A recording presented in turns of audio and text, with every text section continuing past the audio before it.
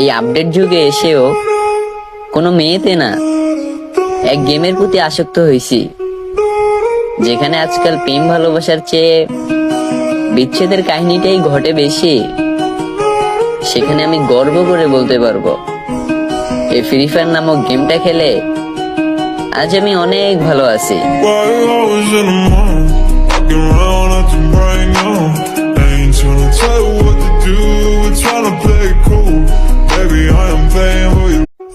এই আপডেট যুগে এসেও কোনো মেয়েতে না, এক গেমের প্রতি আসক্ত হয়েছি, যেখানে আজকাল প্রেম ভালোবাসার চেয়ে বিচ্ছেদের কাহিনীটাই ঘটে বেশি।